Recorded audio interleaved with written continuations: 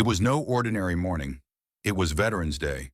The sun cast long golden streaks across the main gate of Fort Ellis, painting the checkpoint booth in warm light. A soft breeze stirred the flag overhead, but inside the booth, the air felt cooler, sharpened by the kind of laughter that didn't reach the eyes. Then he walked up. 82-year-old Luther Bradley didn't command attention, but he carried it. A quiet man of deep-set eyes and smooth dark skin weathered by time and war. His back was straight, his steps measured. His brown felt hat, faded at the brim, sat neatly atop his head. He wore pressed khakis, polished loafers, and a button-down shirt tucked beneath a brown wool jacket that had clearly seen more than one winter. In one hand, he carried a carved wooden cane, and in the other, a slim, creased envelope sealed tight, handled with reverence like it mattered.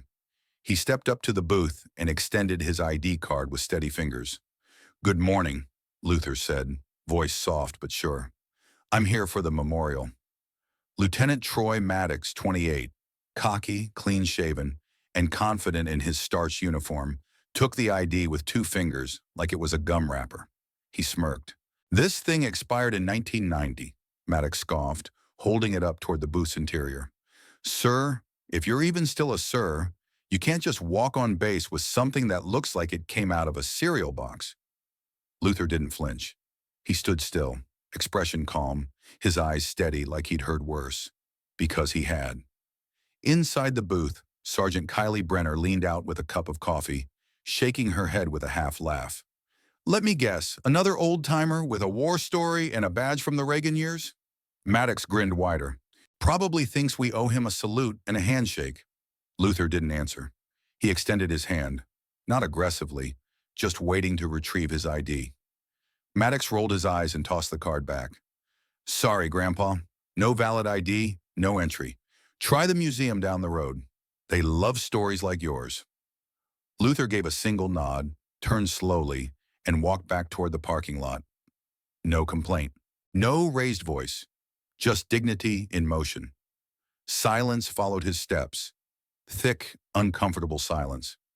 Inside the booth, Private Ramon Ellis leaned against the wall, arms crossed, eyes focused not on Maddox, but on the man walking away. He hadn't laughed. Not once. He didn't even crack a smile. "That felt wrong," Ramon muttered. Maddox turned, still amused. "What? You think that guy was legit? Did you see that ID? It looked like it survived Desert Storm in someone's sock drawer." Brenner chuckled, sipping her coffee. "Maybe he taught Bruce Lee how to fight, huh?" A ripple of laughter spread across the booth. One of the guards outside, Corporal Dennis Owens, joined in. "Honestly, I thought he was here to read the water meter. Who shows up at a military base in a thrift store jacket and a damn cane?" Someone else mimicked the slow, deliberate walk Luther had used, stooped over dramatically, dragging an invisible cane. They all laughed again, except Ramon. Ramon was watching the man. Luther had reached a bench under a lone tree just at the edge of the parking lot.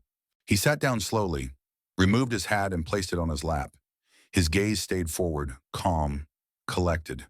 Too calm to be fake. Ramon's gut tightened. His abuelo, a Korean war vet, used to look like that. Silent, carved from something stronger than muscle. He barely spoke of the war, and when he did, his voice dropped an octave, slower, filled with things you couldn't unhear. Luther Bradley felt like that. Heavy, solid, real. "You good?" Maddox asked, tossing Luther's old ID into a plastic pouch marked invalid credentials. Ramon didn't respond. He stepped outside the booth, hands in his pockets, and stared at the old man beneath the tree. The morning light had shifted now, and it caught the edge of Luther's cane. There, faint but unmistakable, etched into the wood, was the emblem of the United States Marine Corps. Not a sticker, not store-bought, carved, worn, real. Ramon slowly pulled out his phone and opened his contacts. His cousin Angela works civilian logistics for the Department of Defense. Nothing flashy, just data access. Maybe she could run a quiet search. He stared at the screen, thumb hovering over the call button. Back inside the booth, Maddox and the others were still cracking jokes. But outside, the breeze shifted, and so did something else. Inside the checkpoint booth, the laughter hadn't died down. It had only evolved. Lieutenant Maddox leaned against the doorframe, still feeling smug. Man, I swear, the old guy looked like he was about to start telling me about the time he wrestled a bear in Nam. Sergeant Brenner took another sip of her coffee and chuckled. He had that whole wise grandpa energy. Probably sits at diners telling kids he taught Chuck Norris everything he knows. Corporal Owens added, bet he's halfway through writing a memoir. How I snuck into a military base and fooled everyone. They all laughed again. The kind of laugh that bounced off steel walls and stuck like smoke. But Private Ramon Ellis wasn't laughing. He stood just outside the booth now, eyes fixed on the man still sitting under the tree. The hat still rested in Luther's lap, his posture perfectly still. He hadn't moved in over 5 minutes. There was something in that stillness. Something deliberate. Something heavy. Ramon had seen enough men fake their way through military stories, guys who bought uniforms off eBay and learned just enough jargon to get through Veterans Day parades. But those guys always wanted attention. They needed it. Luther didn't. He sat like a statue because statues don't ask to be noticed. They're just there, anchored by truth. Ramon pulled his phone out again. This time he made the call. Angela, he said as soon as she picked up, I need a favor, quiet one. Her voice came back, curious. What kind of favor? There was an old man at the gate this morning. Said his name was Luther Bradley. Black, probably in his 80s. Carried an old ID that got rejected. Looked like Marine Corps. Can you check the DoD database for anything? Maybe Vietnam, maybe earlier? Angela paused. You think he's someone? I don't know, Ramon said, voice low. But I've got a feeling. Angela sighed. Okay, give me a bit. If he's buried deep, it might take some digging. As he hung up, Ramon noticed the sun catching the side of Luther's face. There was a scar, barely visible, running from just below his left eye down to his jawline. It looked old, surgical, maybe even shrapnel. He didn't look like a man pretending. He looked like a man who'd stopped explaining a long time ago. Across the base in the mess hall kitchen, Deborah Grant stirred a pot of grits, humming softly to herself. She'd been on base since the 80s, before the paint got freshened every year, before the dorms had Wi-Fi, before most of these new kids were even born. She was scooping the grits into warming trays when she heard the conversation behind her. You should have seen him, one of the guards said to another, both grabbing coffee before shift change. Just walked up like he owned the place. Maddox nearly choked laughing. Deborah froze, spoon in midair. ID was older than dirt, the other one added. Had a cane and some old envelope, like he was carrying CIA secrets. Deborah slowly set the spoon down and turned. What did he look like? She asked, voice calm, but sharp as a knife's edge. The guards paused, surprised. Black. Older than my granddad. Brown felt hat. One of those soft ones. Deborah felt her chest tighten. Was he quiet? Didn't say much. Just turned around and left. Her eyes clouded over. I think I saw him once before, she murmured. The guards glanced at each other, confused. When? 1982, she said. Fuel depot explosion. Whole East Yard was on fire. Everyone was running, screaming, except one man. They leaned in, now fully drawn in. Older than most of the guys stationed at the time. Black, small build. But he walked into the smoke like it didn't scare him. Carried out 3 soldiers like they were made of paper.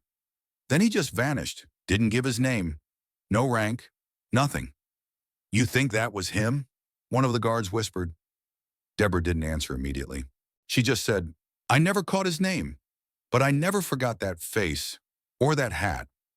Silence settled over the mess hall. Outside, under the same sun that had warmed too many war zones, Luther Bradley still sat motionless, eyes forward, as if time itself had decided to wait on him. Back at the checkpoint, the jokes had finally run out, and that's when Ramon's phone buzzed. He stepped away and answered immediately. Angela's voice was tighter now. Ramon, where exactly did this guy show up? Main gate. Why? Because the name Luther Bradley just hit 2 restricted files, one under Marine Corps Legacy Records redacted. The other is under the Special Operations Archives. Ramon's blood ran cold. You're telling me he's legit? I'm telling you, Angela said. This guy might be a ghost, and you just turned him away. The security office at Fort Ellis was rarely silent. There were always radios squawking, boots shuffling across linoleum, and the low hum of conversations between shifts. But when the secure line rang, that line, everything stopped. Like someone hit pause on the entire room. Private Ramon Ellis was closest. He glanced at the ID display and felt his heart skip. Pentagon secure, level 4 clearance. He stood at full attention before answering. Private Ellis, Fort Ellis checkpoint. The voice on the other end was crisp, commanding, and cold. This is Colonel Erica Langley, Special Operations Legacy Division, Washington, D.C. I need to speak to the officer in charge of Gate 1. Immediately. Put me on speaker. Ramon's hand didn't shake, but only barely. Yes, ma'am. He raised his voice across the room. Lieutenant Maddox, call from D.C. for you. Now. Lieutenant Troy Maddox swaggered in from the locker room, still basking in the attention of his funny vet story retelling. His uniform was perfect. His ego even sharper. D.C., huh? He smirked, stepping up to the desk. This is Lieutenant Troy Maddox. How can I... Put me on speaker. Langley's voice sliced through the air. He blinked, startled, and did as instructed. Now on speaker, her voice echoed across the room. Even the guards sipping coffee stood frozen. Lieutenant Maddox, Langley said, as of this moment, you are to locate and treat Sergeant Major Luther Bradley with full military honors. Do you understand? The smugness evaporated. Sergeant Major? I don't think we... You turned him away this morning at Gate 1, she snapped. An elderly black veteran, carrying a brown envelope, wearing a Marine Corps pin on his cane. Maddox paled. Ma'am, he presented expired identification. We had no verification. We assumed. No, Lieutenant, you assumed. Langley's voice grew heavier with each word. You saw an old man with an outdated ID and made a joke out of him. That man led Operation Iron Path in 1972. He was a field commander on multiple Black Ops missions, all of which remain classified under Directives 117B, 322G, and M2. Maddox's face drained of all color. His ID, Langley continued, contains a passive signal chip. It activates annually on Veterans Day, so we can confirm he's alive. That is how you were found. Sergeant Brenner's coffee cup clinked loudly as it dropped to the floor. You mean that was the Luther Bradley? She whispered. Langley didn't let up. That man personally led the rescue of 27 POWs in North Vietnam without a single casualty. He carried a radio so encrypted our modern systems still can't decode some of the frequencies he used. And today you denied him entry to the memorial built for the men who died following his orders. Silence, thick and choking. I want the gate protocol reset. I want a vehicle dispatched immediately. And I want a proper reception ready within 30 minutes. He is not to walk another step without full honors. Then a final pause, and a single sentence. You don't honor Luther Bradley because of who he is. You honor him because of what he never asked for. The line clicked dead. No one moved. No one spoke. And then the unmistakable crunch of tires on gravel drew every head toward the main gate. A black military SUV pulled up, polished, tinted, efficient. The rear door opened, and out stepped Colonel Malcolm Reeves, commander of the base and a man who rarely left HQ for anything less than a national crisis. A career officer, decorated, known for his silence and steel. His eyes locked on Maddox. Where is he? Reeves asked flatly. Maddox raised a trembling hand toward the parking lot tree. Still sitting. Over there, sir. Reeves didn't nod, didn't blink. He simply walked. Two other officers trailed behind him, each carrying formal dress uniforms, gloves tucked at their waists. Inside the booth, Maddox stood frozen. Brenner pressed her fingers to her lips. Ramon's pulse thudded in his ears. From the window, they all watched as Colonel Reeves approached Luther Bradley under the tree. The old man stood slowly, his cane tucked beneath one arm. He didn't seem surprised, didn't ask questions. He just faced the colonel as if this had all been expected. Reeves stopped and saluted. Not casually, not politely, a full salute. Luther returned it, not with flair, not with dramatics, just quiet, calm, and complete. It was like watching two generations of war shake hands without words. Reeves spoke first. Sergeant Major Bradley, we request the honor of escorting you to the memorial. Luther simply nodded. Permission granted. As the group turned and began walking back toward the gate, Word spread like sparks on dry grass. Across the base, phones lit up. Radios crackled. Officers abandoned breakfast trays. Recruits scrambled into formation. Within minutes, the main corridor of Fort Ellis was being prepped for a once-in-a-decade reception. Inside the booth, Maddox stood at full attention now, mouth tight, sweat gathering behind his ears. Sergeant Brenner whispered, "What happens now?" Ramon didn't answer, because he already knew. Something bigger than all of them had just walked through the front gate. And this time, no one was laughing. Within 15 minutes, Fort Ellis became a different place. Dress uniforms were thrown on with frantic hands. Boots were polished in record time, medals pinned, ribbons straightened, helmets adjusted. Orders whispered down the hallways and across courtyards like wildfire. Form the corridor. Full honors. Incoming, Sergeant Major Luther Bradley. No one questioned it. The name alone shifted everything. Along the main avenue stretching from Gate 1 to the Memorial Courtyard, a living corridor of soldiers took position. Uniforms crisp, chins high, backs straight. New recruits barely 2 weeks out of basic stood shoulder to shoulder with officers who'd seen 2 tours. And at the center of it all, walking under the mid-morning sun, was Luther Bradley. He walked without escort, without fuss. His cane tucked neatly under one arm, his hat tilted just enough to shade his eyes. The envelope, still sealed, still pressed tight between his fingers, remained untouched. To his left, Colonel Malcolm Reeves walked in silence, a respectful pace behind him. 2 aides trailed several steps further, hands at their sides, their posture disciplined but reverent. Luther's expression didn't change. His steps didn't rush. He didn't seem moved by the hundreds standing to attention, because he didn't need to be. He was the reason they stood. At the front gate, Lieutenant Troy Maddox stood frozen in full attention, face pale, jaw clenched. Sergeant Kylie Brenner was beside him, all color drained from her usually quick-witted face. Luther passed them without a word. He didn't even glance their way. But Colonel Reeves paused. He turned toward the checkpoint booth and spoke, voice low but cutting clear through the silence. "For your information," Reeves said, "the ID card you mocked carries a passive transmitter. It's designed to activate once a year, on Veterans Day, so the Pentagon can confirm he's still with us." Maddox blinked, barely able to nod. "We don't track him because he's required," Reeves added. "We track him because he matters, because he never wanted parades or medals. Just one thing. A beat passed. To make sure the ones who didn't come home were never forgotten." Then the colonel turned and followed the old man down the corridor of salutes. From the mess hall, Deborah Grant stood at the window with a trembling hand pressed to her apron. She watched as Luther moved past platoons and rifle squads, each soldier snapping to attention as if time itself had demanded it. He wasn't surrounded by honor. He was the embodiment of it. And suddenly, Fort Ellis realized they hadn't just turned away a veteran. They had nearly silenced a chapter of history that refused to be buried. Private Ramon Ellis stood near the tail end of the corridor, heart pounding. As Luther passed, Ramon didn't just salute. He stood taller than he ever had. In his mind, he wasn't saluting a man. He was saluting a legacy. When their eyes met briefly, just a flicker, just a glance, Ramon gave a nod. And for the first time all day, Luther nodded back. It was nothing. It was everything.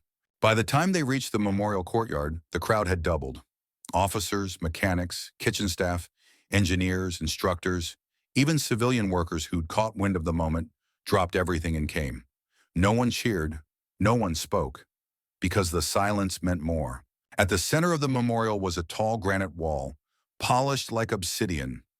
Upon it, the names of 18 soldiers were etched. Names most had never read. Names time had almost erased. But not for Luther. He stepped forward alone. Colonel Reeves and the others stopped behind him, forming a respectful line of distance. Luther raised his right hand, not out of weakness, but with deliberate control, and removed his hat. He placed it gently over his heart. Then he knelt, not because he had to, but because they never got to stand again. A hush fell across the courtyard. Luther pressed the envelope down at the base of the wall. His other hand moved slowly, fingertips tracing the names carved into the stone, like a man reading Braille made of memory. He lingered on each one. He didn't speak. He didn't cry. But every inch of him mourned. Behind him, Colonel Reeves finally spoke. Sergeant Major Bradley has visited this memorial every Veterans Day for over 30 years, he said to the quiet crowd. He never made requests, never asked for attention, but each time he brought letters. Murmurs rippled through the ranks. Reeves continued. He wrote to the families of each man named here. Words they never heard, stories never told, truths never acknowledged. He paused. We've been collecting those letters each year, and, unbeknownst to him, delivering them. Families across the country read them aloud every Veterans Day. Some keep them on mantles. Some read them to children who never met their fathers. Luther slowly turned, startled. Colonel Reeves met his gaze and nodded. They mattered, Sergeant Major, he said. Your word, they mattered. For the first time all day, Luther's composure wavered. His hands trembled slightly. His lips parted, just enough for a breath to escape. You delivered them? He asked, voice hoarse. We did, sir, Reeves answered. Everyone. The silence that followed wasn't empty. It was sacred. Luther closed his eyes, and the courtyard stood still. The courtyard remained silent long after Luther Bradley had risen from his knees. He stood facing the wall, eyes closed, one hand still resting on the engraved names. The sealed envelope remained at the base, its presence simple, but immense. Behind him, no one moved. Not the colonel, not the soldiers, not the recruits who'd only just begun to understand what service really meant. Among the rows of still uniforms stood Lieutenant Troy Maddox, rigid, tense, hollowed by the truth that had come crashing down over him like a collapsing roof. He had made a mockery of a man who'd once walked through jungle fires and bullet storms so kids like him could grow up safe enough to joke at gates. He'd measured valor in paperwork. Now he couldn't even look the man in the eye.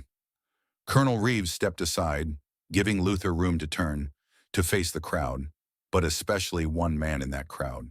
Maddox stepped forward. His boots were loud against the stone. He stopped just a few feet away from Luther. His hands snapped up in salute, held firm. But Luther didn't return it. Not yet. I was wrong, sir, Maddox said, voice tight. Completely, shamefully wrong. Luther looked at him, not with anger, not even disappointment, just silence. It was almost worse. I didn't see you for who you are. I saw an old man. I disrespected you and everything you stood for. He lowered his salute, took a breath. And I'm sorry. Still, Luther said nothing, because Maddox hadn't finished. I didn't just fail you, Sergeant Major, he continued more slowly now. I failed me. I failed every soldier who ever came through that gate hoping they'd be remembered for what they gave, not how they looked. He swallowed. I don't deserve forgiveness, but I needed to say it. Luther's eyes softened, just slightly. He studied Maddox as if weighing him not by rank or uniform, but by remorse. Then he spoke. You didn't fail me, Lieutenant, he said quietly. You failed the mirror. Maddox blinked. Luther stepped closer, not looming, not threatening, just present, solid, unshakable. That mirror, he continued, the one you have to face every night, it's the only uniform that matters. Maddox nodded slowly. I understand that now. Do you? Luther asked, raising one brow. Because if you do, it's not about saying sorry, it's about what you do next. The lieutenant stood taller. I'll change, sir. Luther finally nodded once. Then carry it. Don't bury it. You earned that weight, now use it. No handshake, no grand gesture. Just truth, clean and bare. And that was enough. As Luther turned away and rejoined Colonel Reeves, Maddox remained standing there, saluting once again, this time not for show. This time, it meant something. Later that afternoon, the base hosted an impromptu assembly inside the main hall. Over 200 personnel crowded in, officers in formal dress, recruits still in training gear, even civilian contractors who had heard whispers of what happened. There was no official memo, no press, no camera crew. Just a quiet understanding. History had visited, and they were lucky enough to witness it. Colonel Reeves took the podium first. His speech was brief. Today, he said, you don't just get to meet history, you get to stand in its presence. Then he stepped aside, and Luther Bradley, hat in hand, envelope long since left behind, walked slowly to the center of the room. He looked out over the sea of young faces. Some were curious, some ashamed, all listening. "I'm no hero," he began, voice calm but firm. "Just a man who kept his promises." He paused, letting the weight settle. "You've been told honor comes with rank, with ribbons, with medals." He shook his head. "That's not honor. That's recognition." He let the word hang. "Real honor shows up when no one's watching. It's in the way you treat someone who looks like they don't belong. In what you do when no one can reward or punish you." His eyes drifted to the back of the room, where Lieutenant Maddox now stood, head bowed. "You can't earn honor with a badge," Luther said. "You live it, or you don't." And then he stepped back. No applause followed, just silence. The kind of silence only earned through reverence. Outside in the gathering dusk, workers were mounting a small bronze plaque at the edge of the main gate. It read, "The Luther Bradley Gate. For the quiet valor we almost didn't see." And just beneath it, in smaller lettering, "Honor endures, even when credentials expire." The next morning, the gate looked different. Not because they'd repainted it, not because of the new plaque gleaming in the early sun, but because everyone who passed through it paused. They didn't stop long, just enough to look up, to take in the name carved into bronze. The Luther Bradley Gate. It had become more than just a checkpoint. It had become a reminder. And over time, what happened that Veterans Day morning began to ripple far beyond Fort Ellis. The following year, as the fog rolled low across the quiet town of Briar Ridge, a familiar black military SUV pulled into a modest gravel driveway. It didn't honk.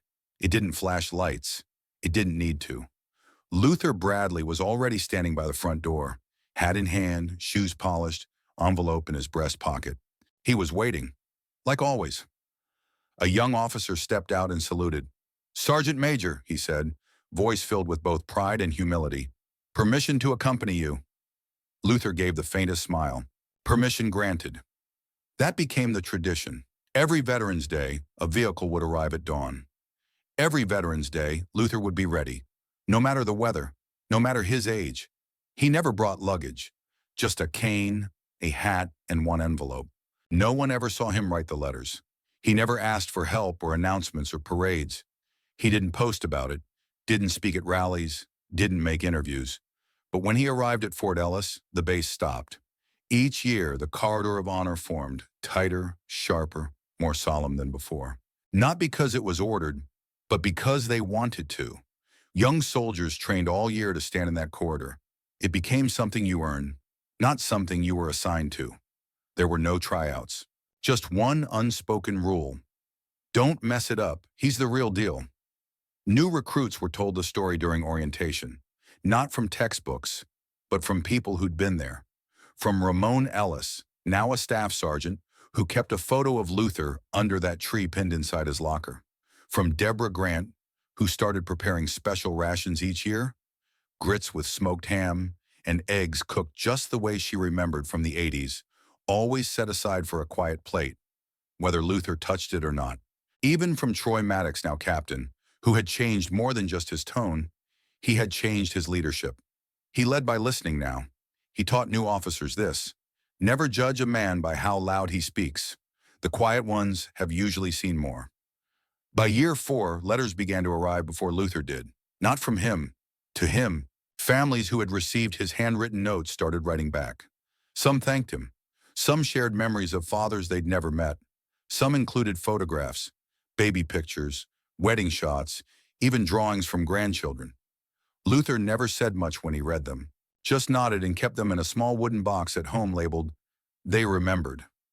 But as the years passed, so did time. Luther's walk slowed. The cane stayed in his hand more often than beneath his arm. One year he had to be helped to kneel at the wall. But even then, when his knees gave out and 2 officers instinctively rushed forward, he waved them off with a simple, breathless phrase: "They knelt alone. So will I." And he did. He always did. The 8th year, something changed.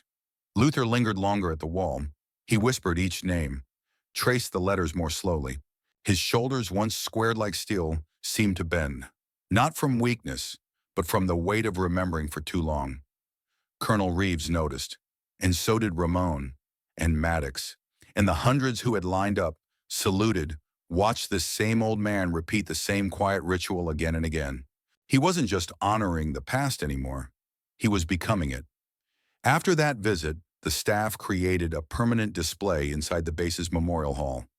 A glass case with a replica of Luther's brown hat, one of the envelopes, and the simple inscription, "One man, one mission, one promise, never broken." No news stations covered it. No headlines blared. But inside Fort Ellis, something had taken root, something that couldn't be ranked or measured or counted. Legacy. It was the kind of legacy that didn't need a battlefield to be earned, the kind that couldn't be taught in basic training. It came from remembering those who were forgotten, until someone like Luther reminded the world they mattered. That next Veterans Day, Luther didn't show up at the door. The SUV waited a few minutes. Then the young officer went to knock. He didn't need to. The neighbor, an older woman named Mrs. Carter, was already standing there, tears in her eyes, holding a sealed envelope with Fort Ellis written on the front in careful, trembling handwriting. "He passed some time early this morning," she whispered. "He was dressed, hat ready, sitting in the chair by the window." She handed the letter over. "He left that." It was addressed, "For the ones I couldn't save." Inside, the letter read, "Honor does not fade. It only needs one person to remember. I am not the story, I was just the pen. Justice may arrive late, but it is never absent. Don't stop doing right, especially when no one's watching. I'll rest now, knowing someone else will kneel next year." Luther Bradley. And so the tradition continued. And only now, someone else carried the envelope. Someone else stood at the gate. Someone else knelt. Because Luther had never come for recognition, he came to pass it on.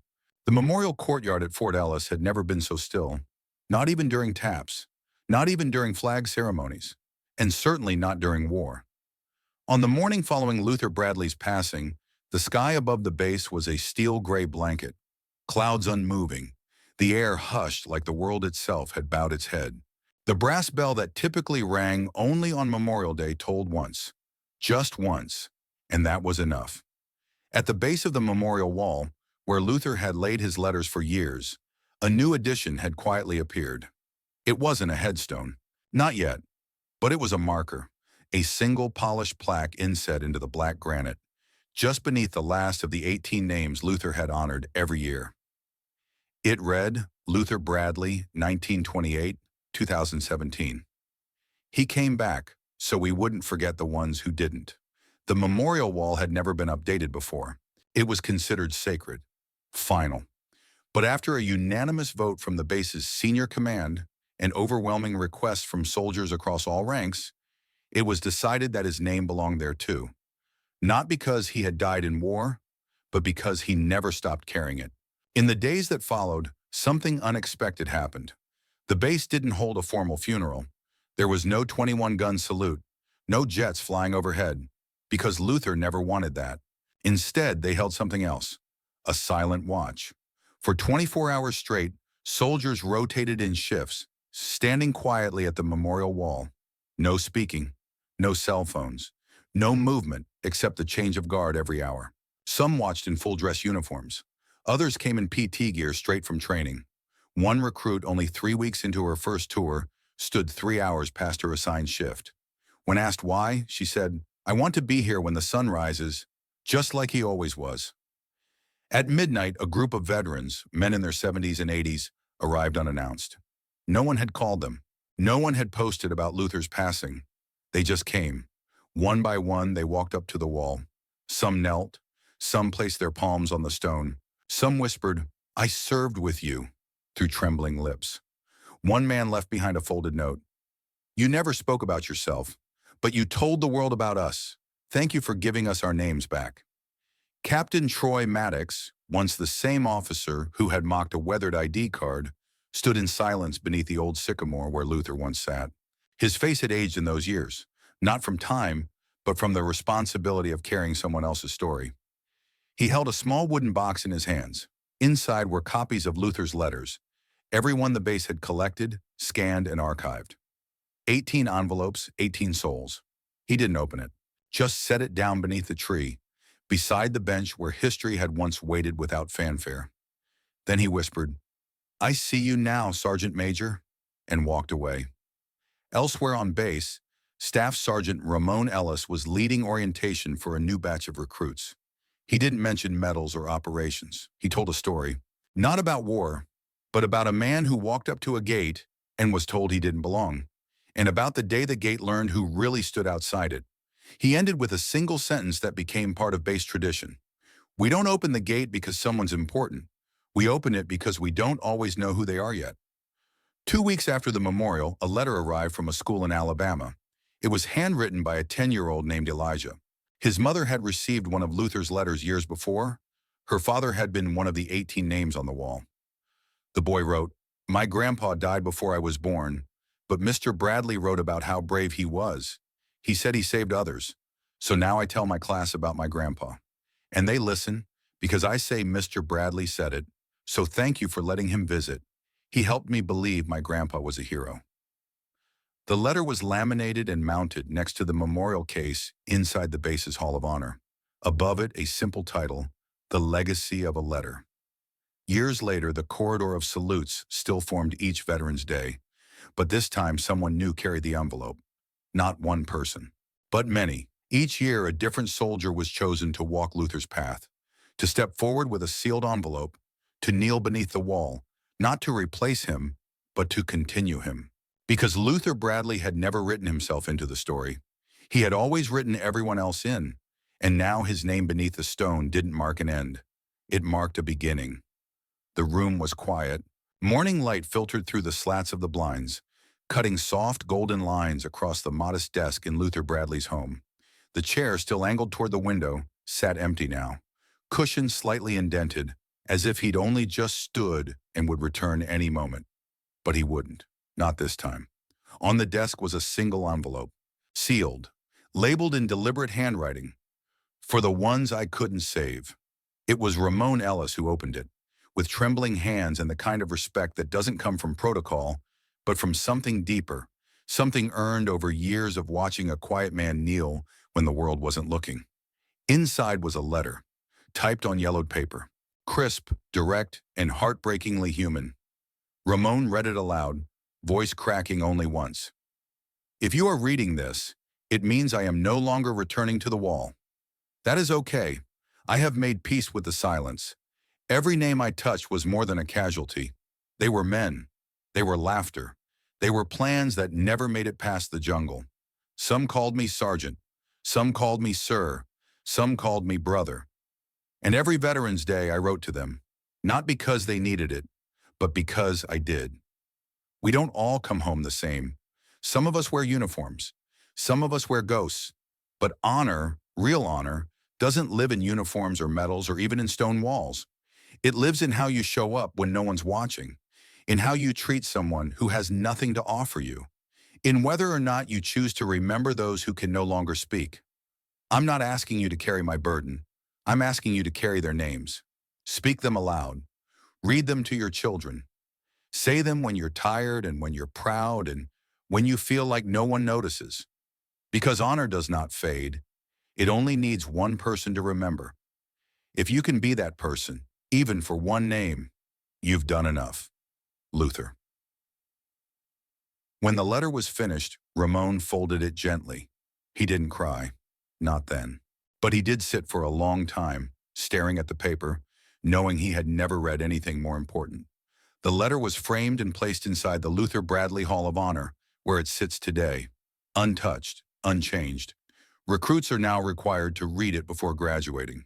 They don't analyze it like a textbook. They sit with it, quietly, one by one, some weep, some salute. All of them remember. Each year on Veterans Day, the tradition continues. A black military SUV pulls up to Fort Ellis, but now it carries no passengers, only the newest soldier chosen to carry the envelope. They walk the corridor alone. They kneel. They lay down a new letter, one they wrote themselves. Each is stored in a sealed archive. No one's forced to read them, but someone always does, because the point was never the ceremony. It was the choice to keep going. Outside the base gate, the plaque still gleams. The Luther Bradley Gate, for the quiet valor we almost didn't see. And beneath it, honor endures, even when credentials expire. Sometimes young soldiers, especially those far from home, will sit under the sycamore where Luther once waited. They don't always speak, but when they do, it's with a certain tone, one that sounds like reverence, one that sounds like someone choosing to be better. And someone will always say, you don't need a title to stand with dignity, because Luther didn't. And yet, he stood taller than most.